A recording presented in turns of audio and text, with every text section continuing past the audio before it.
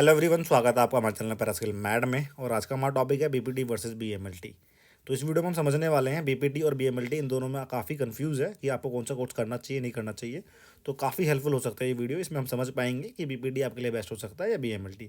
हर aspect से समझने की कोशिश करेंगे और एट दी एंड इन सभी एस्पेक्ट को समझने के बाद आप इजीली डिफ्रेंशिएट कर पाएंगे, इजीली चूज कर पाएंगे कि आपके लिए क्या बेस्ट हो सकता है या नहीं हो सकता है। तो इस वीडियो को ज़्यादा से ज़्यादा आप शेयर करें अपने फ्रेंड्स तक या उन रिलेटिव जो अपने बच्चों को ये कोर्सेज कराना चाह रहे हैं और काफ़ी कंफ्यूज है कि कौन सा कराए या नहीं कराए, तो उन तक जरूर शेयर करें। तो इस वीडियो को स्टार्ट करने से पहले मैं कहना चाहूँगा, अगर आप मेडिकल या पैरामेडिकल स्टूडेंट्स हमारी वीडियो को देखते हैं तो मेरे चैनल को सब्सक्राइब कर ले, बेल आइकन जरूर दबा दे, बिकॉज आप मेडिकल एंड पैरामेडिकल से रिलेटेड वीडियोस आप तक टाइम टू टाइम लाते रहते हैं। तो चलिए वीडियो को हम समझते हैं। तो देखिए, एक तरफ है हमारे पास बीपीटी, जो कि यहाँ पे मैं मेंशन कर दे रहा हूँ बीपीटी, एंड दूसरी तरफ है हमारे पास बीएमएलटी। तो इन दोनों के सभी एस्पेक्ट्स को हम समझने की कोशिश करते हैं वन बाय वन। सबसे पहले देखिए, दोनों कोर्स को समझिए। दोनों कोर्स का जो फुल फॉर्म है, एक है दोनों ही डिग्री कोर्स है, लेकिन एक का फुल फॉर्म है आप बैचलर करते हैं किसके अंदर, फिजियोथेरेपी में। मैं यहाँ पे मेंशन कर देता हूँ, बैचलर करते हैं आप फिजियोथेरेपी के अंदर। वहीं दूसरी तरफ जो है अल्टीमेटली आप बैचलर करते हैं किसके अंदर, मेडिकल लैब टेक्नोलॉजी के अंदर। मेडिकल लैब टेक्नोलॉजी के अंदर आप बैचलर करते हैं और एक मेडिकल लैब टेक्नोलॉजिस्ट बनते हैं आप, ऑलराइट। और फिजियोथेरेपी के बाद आप अल्टीमेटली क्या बनते हैं, आप एक फिजियोथेरेपिस्ट बनते हैं। कोर्स की ड्यूरेशन की बात करूं तो कोर्स ड्यूरेशन की बात, बीपीटी जो है वो 4.5 साल का कोर्स है। 4 साल एंड 6 मंथ जो है आपकी इंटर्नशिप होती है, ठीक है। वहीं पे अगर मैं बात करूं बीएमएलटी के, तो बीएमएलटी जो है वो 3 साल का कोर्स भी है और 4 साल का भी देखने को मिलता है इसके अंदर आपको, जैसे बीएमएलएस। बीएमएलटी में भी 3-4 तरीके के कोर्सेज होते हैं। जानना चाहते हो तो हमने ऑलरेडी वीडियोज़ बनाई हुई है, लिंक डिस्क्रिप्शन बॉक्स में आप जान सकते हैं। अब समझते हैं इन दोनों कोर्स को करने के लिए आपकी एलिजिबिलिटी क्या होनी चाहिए। तो बीपीटी करने के लिए 12th के अंदर आपके पास फिजिक्स केमिस्ट्री बायोलॉजी का होना अनिवार्य है।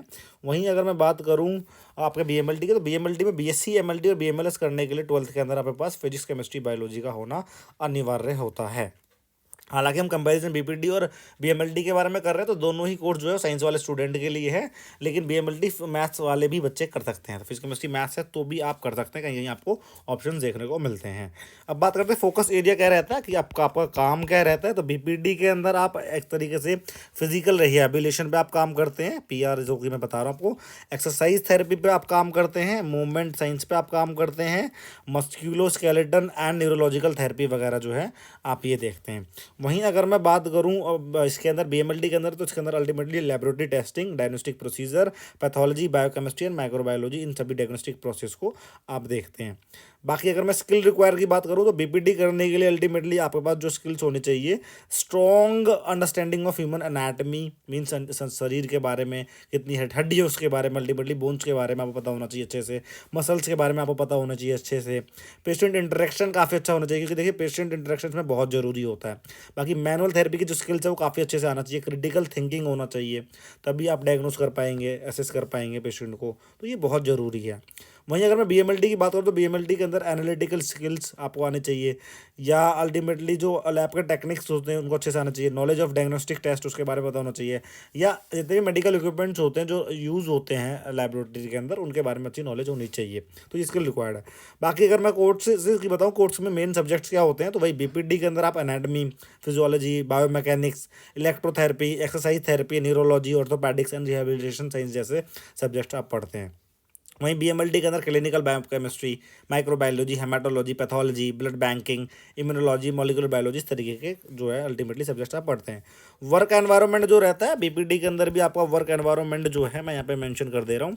इसके अंदर वर्क एनवायरनमेंट जो आपके पास रहेगा वो हॉस्पिटल है, प्राइवेट क्लिनिक्स हो सकते हैं, रिहेबिलिटेशन सेंटर हो सकते हैं, या स्पोर्ट्स फैसिलिटीज़ होती है वहाँ वो हो सकता है, या बूढ़ों का जो जेरेट्रिक थेरेपीज़ होती है वहाँ हो सकता है। अल्टीमेटली सारी चीज़ें जो है आपके लिए वर्क एनवायरनमेंट या होम हेल्थ केयर हो सकता है, कल को अपना सेंटर वगैरह भी आप कर सकते हैं। वहीं अगर मैं लैब की बात करूँ, बीएमएलटी की बात करूँ, तो पैथोलॉजी लैब जो होते हैं वहाँ पे आपका वर्क एनवायरनमेंट हो सकता है, या अल्टीमेटली जो अलग से डायग्नोस्टिक सेंटर होते हैं वो हो सकता है, ब्लड बैंक्स हो सकता है, रिसर्च हो सकते हैं, या रिसर्च की जो लैब होते हैं वो हो सकते हैं, फोरेंसिक लैब हो सकते हैं, आपके पास ये ऑप्शन है, प्राइवेट, गवर्नमेंट, ये सारे ऑप्शंस रहते हैं आपके पास। अल्टीमेटली जो है कल को अपना भी कर सकते हो आप, तो ये वर्क एनवायरनमेंट आपके लिए हो सकता है। इंडिया में अगर स्कोप की बात करें, स्कोप इन इंडिया की बात करें, तो इंडिया के अंदर स्कोप अगर मैं बीपीटी की बात करूँ, तो अल्टीमेटली आपको हाई डिमांड तो देखने को मिलेगा, क्योंकि क्यों मिलेगा, क्योंकि राइजिंग लाइफस्टाइल जो लाइफस्टाइल डिसीजेज है उसकी जो है बढ़त होने की वजह से आपको इसकी जो फिजियोथेरेपिस्ट की रिक्वायरमेंट जो है काफ़ी देखने को मिलेगी। बाकी पोस्ट सर्जरी के बाद रिहेबिलिटेशन वगैरह में काफ़ी ज़रूरत होती है, तो इसके अंदर अल्टीमेटली आपके पास काफ़ी अच्छा ऑप्शन है। स्पोर्ट्स थेरेपी के अंदर है, एजिंग पॉपुलेशन को जो है फिजियोथेरेपिस्ट की ज़रूरत होती है, तो ये भी आपके लिए एक अच्छा ऑप्शन है। बाकी अगर मैं बीएमएलडी की बताऊँ तो बीएमएलडी के अंदर जो है वो इसलिए डिमांड है क्योंकि इंक्रीजिंग लेबोरेटरी जो है अल्टीमेटली लैब पे जितने भी डायग्नोस्टिक टेस्ट है वो डिपेंड हो रहे हैं, जितने भी ट्रीटमेंट है वो उसके लिए डायग्नोसिस ज़रूरी है, और डायग्नोसिस जो है एक तरीके से रूट की तरह काम करता है हेल्थ केयर में, तो इसकी डिमांड काफ़ी ज़्यादा आपको देखने को मिलती है। इसके बिना अल्टीमेटली आप चीज़ें देखने को पाएंगे ही नहीं, ट्रीटमेंट वगैरह मेडिसिन में है ही नहीं जब तक आपके पास क्या डायग्नोसिस ना हो। तो अगर मैं इसको अब्रॉड अब्रॉड ऑप्शंस की बात करूं, अब्रॉड ऑप्शंस की बात करूं तो फिजियोथेरेपिस्ट की डिमांड काफ़ी ज़्यादा देखने को मिलती है। जैसे यूएसए के अंदर ज़्यादा देखने को मिलेगा, कनाडा के अंदर देखने को मिलेगा, ऑस्ट्रेलिया के अंदर देखने को मिलेगा, यूके के अंदर देखने को मिलेगा, क्योंकि यहाँ पर रिहैब प्रोफेशंस की काफ़ी अच्छी डिमांड है, इसलिए ज़्यादा आपको ऑप्शन देखने को मिलेंगे। वहीं अगर मैं बात करूँ डीएमएलटी की तो उतनी ज़्यादा डिमांड तो नहीं है, लेकिन आपको पता है वहाँ पे टेक्नोलॉजी इतना आगे बढ़ रही है, स्किल्ड लैब प्रोफेशन चाहिए, तो थोड़ा बहुत आपको गल्फ कंट्री में देखने को मिलता है। हालांकि इन कंट्रीज में भी देखते इतना अब्रॉड ऑप्शन नहीं है, जैसे कि बीपीटी में ज़्यादा ऑप्शन है अब्रॉड, तो अब्रॉड के पॉइंट ऑफ व्यू से आप देख रहे हैं तो यूएसए, कनाडा, ऑस्ट्रेलिया, यूके के अंदर आप एज एन फिजियोथेरेपिस्ट काफ़ी अच्छा अर्न कर सकते हैं। इस वीडियो को आगे बढ़ाने से पहले मैं कहना चाहूँगा, अगर आप मेडिकल या पैरामेडिकल स्टूडेंट्स हैं या एडमिशन लेने के लिए तैयारी कर रहे हैं, आप स्टूडेंट ऑलरेडी पढ़ाई के लिए तैयारी कर रहे हैं, या आपने कोर्सेज कर लिया जॉब के लिए तैयारी कर रहे हैं, तो पैरास्किल मेड के नाम से आपको एप्लीकेशन प्ले स्टोर पर मिल जाएगा, उसे आप डाउनलोड कर सकते हैं। उसके पे हमने ये सारे कोर्सेज डाले हुए हैं, उनमें आप एनरोल करके अपने करियर में आप काफ़ी आगे बढ़ सकते हैं।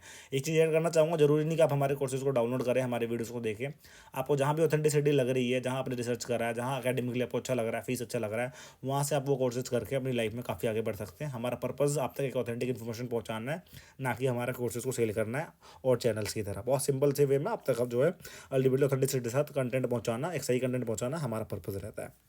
अब बात करते हैं एवरेज सैलरी की, बात कर लेते हैं। तो इंडिया के अंदर जो है बीपीडी के अंदर आप 3 से लेके 8 लाख रुपए पर ईयर का अर्न कर सकते हैं। फ्रेशर जो है वो 3 से लेके 5 लाख रुपए अर्न कर सकता है पर ईयर का, और एक्सपीरियंस जो है 6 से लेके 12 लाख रुपए पर ईयर का अर्न कर सकता है। अगर आप अपना करते हैं तो इसमें लाखों क्या अल्टीमेटली करोड़ों भी कमा सकते हैं, तो ये आपके पास काफ़ी अच्छा ऑप्शन रहता है। वहीं अगर मैं बात करूं आपका इसका लैब टेक्नोलॉजी का, तो उसके अंदर 2 से लेके अल्टीमेटली 6 लाख रुपए तक आप कमा सकते हैं पर ईयर का, और फ्रेशर के लिए जो आपके पास है 2 से लेके अल्टीमेटली 5 लाख रुपए फ्रेशर कमा सकता है। अगर एक्सपीरियंस हो जाता है तो 5 से एक्सपीरियंस वाले को 5 से लेकर अल्टीमेटली 10 लाख रुपए पर ईयर का वो अर्न कर सकता है। अगर अपना करते हैं लिटरली इसके अंदर कोलैबोरेट करके या फ्रेंचाइजीज लेके, तो इसमें भी आप लाख से लेके करोड़ों आप कमा सकते हैं। तो जिसके अंदर भी दोनों के पॉइंट ऑफ व्यू से देखा जाए, अर्निंग के पॉइंट ऑफ व्यू से दोनों ही बराबर है, दोनों में आप काफ़ी बेस्ट कर सकते हैं। जॉब्स की बात करूं तो गवर्नमेंट जॉब्स के अंदर बीपीडी का आपको एम्स जैसे ऑर्गेनाइजेशन में, रेलवे के हॉस्पिटल्स होते हैं, ईएसआई में, डिफेंस में, यहाँ पे आपको वैकेंसी देखने को मिलता है। वहीं अगर लैब में है तो लैब में भी आपको सेम वैकेंसी देखने को मिलता है एम्स जैसे ऑर्गेनाइजेशन में, रेलवे, ईएसआईएस, स्टेट हेल्थ डिपार्टमेंट जो होते हैं वहाँ पे, आईसीएमआर, यहाँ पे आपको वैकेंसीज देखने को मिलता है। अगर मैं प्राइवेट सेक्टर की बात करूँ तो फिजियोथेरेपी क्लिनिक्स के अंदर आप काम कर सकते हैं, ऑर्थोपेडिक हॉस्पिटल्स के अंदर आप काम कर सकते हैं, कॉर्पोरेट वेलनेस सेंटर्स होते हैं वहाँ पे आप कर सकते हैं, स्पोर्ट्स टीम के अंदर, एनजीओ वगैरह के अंदर आप वर्क कर सकते हैं। लैब के अंदर private hospital, diagnostic centre, like आपको पता है बहुत सारे डायग्नोस्टिक सेंटर है, कल को अपना कर सकते हैं, ब्लड बैंक के अंदर कर सकते हैं। काफ़ी अच्छी अपॉर्चुनिटीज आपको देखने को मिलती है लैब के अंदर भी।